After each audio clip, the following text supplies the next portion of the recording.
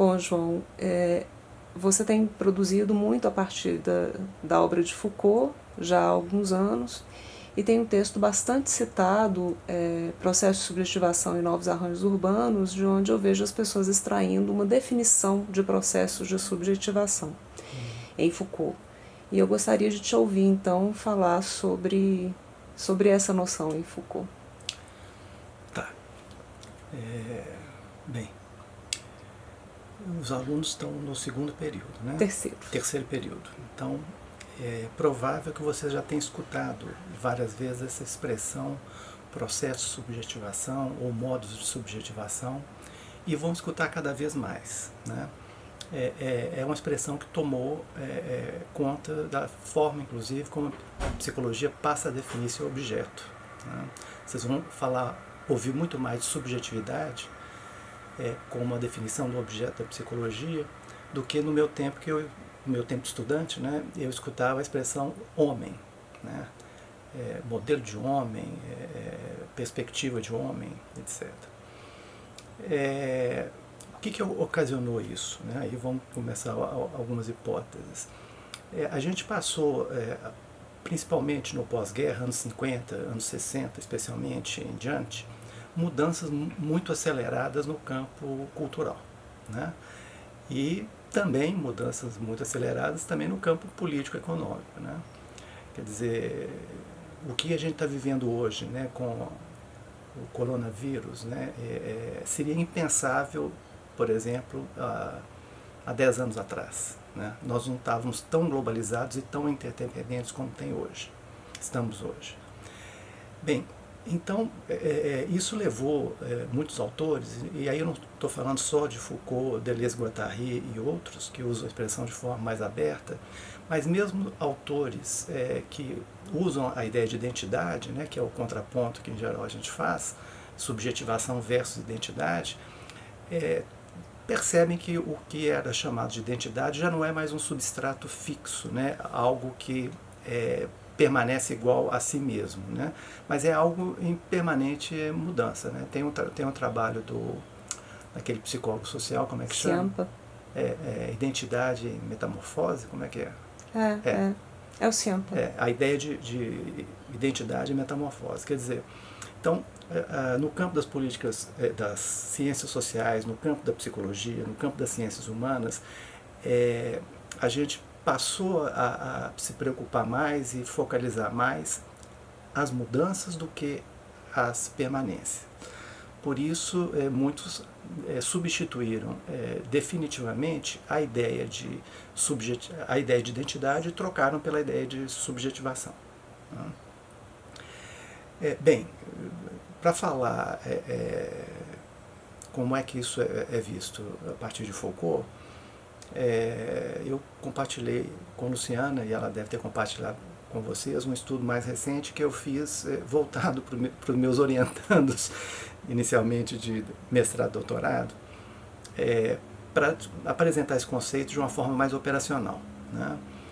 Então, você tem duas discussões sobre a ideia de subjetividade em Foucault. A discussão mais conhecida é a discussão que vai até os anos 1977, e é pensar que a subjetividade ela é objeto de práticas de coerção, né? Não sei se já ouviram falar do livro mais conhecido de Foucault, Vigiar e Punir. Ele vai descrever como um certo modelo de arquitetura, de tramas e relações de poder vai submeter, né, prisioneiros, estudantes, crianças, né, a um processo de coerção disciplinar, né? Então, se você pegar esse livro, Vigiar e Punir, e ler o primeiro capítulo, você vai ver a alma domesticada, né, que é um pouco o desenho desse livro. Só que Foucault passou por uma certa virada, né, porque ele começou a perceber que os processos de dominação, de coerção, eles são, de um lado, ineficientes, né, e as sociedades contemporâneas passaram a mostrar isso para ele, muito especialmente. Ele Ele ia muito aos Estados Unidos, na Califórnia, e ele via o que estava acontecendo lá, né? Emergência do que a gente hoje chama movimento LGBT, mas na época era mais concentrado no público gay, né?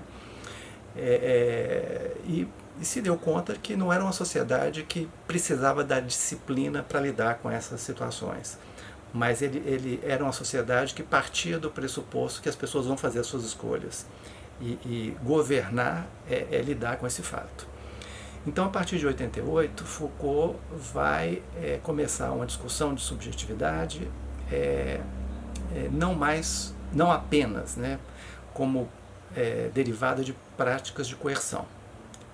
Elas continuam existindo em alguma medida, claro. Mas vai também fazer uma discussão, pela primeira vez, em 78, mas ele começa a aprofundar esse debate em 1980, a subjetividade como espaço de práticas de si, práticas de liberdade. Então essa é a grande virada que a gente conhece no pensamento de Foucault, né? Ele chega inclusive a dizer: eu estou dando um curso sobre um livro que na verdade é um curso que Foucault deu, chama O Nascimento da Biopolítica, onde ele faz um estudo do liberalismo e dos neoliberalismos alemão e americano. Então, nesse livro, você tem essa discussão sobre a ideia de liberdade, e a partir daí ele vai discutir liberdade e sujeito, e subjetivação.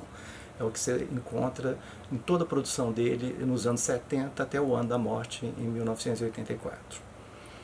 A gente tem na página do programa uma ideia que eu acho que vale a pena a gente retomar, na proposta que a gente fez na época, quando a gente começou o programa de pós-graduação em psicologia, de que o sujeito tem duas dimensões. Uma dimensão que é produto e outra dimensão que é processo, né? Então, tem momentos que você se identifica: olha, eu sou o João, eu sou pai, eu sou casado, eu sou pai de 2 meninos, eu sou professor na PUC, eu sou cruzeirense. Mas, e aí a gente tem uma narrativa que organiza, né, esse produto que é o João, que se apresenta como um produto acabado, né? Mas, na verdade, se vocês estão encontrando comigo numa entrevista toda formal, sendo filmada e tal, mas se vocês me encontrassem, por exemplo, no campo de futebol, ou se vocês me encontrassem num bar, né? Ou se vocês me encontrassem, por exemplo, eu fazendo doutorado, né? Sendo aluno de novo, né? Vocês veriam outros elementos de mim que não estão subsumidos nessa ideia do João identitário, né? Então, a gente então discutiu na proposta do programa que a subjetividade ela é produto, né? Em geral, toda narrativa biográfica ela tenta mais ou menos caracterizar uma identidade mais cheia, mas ela também é processo, né? A gente vai mudando, né? Quer dizer, se eu fosse capaz de me colocar no meu corpo há 30 anos atrás, eu ficaria talvez muito surpreso com o que eu iria encontrar, né?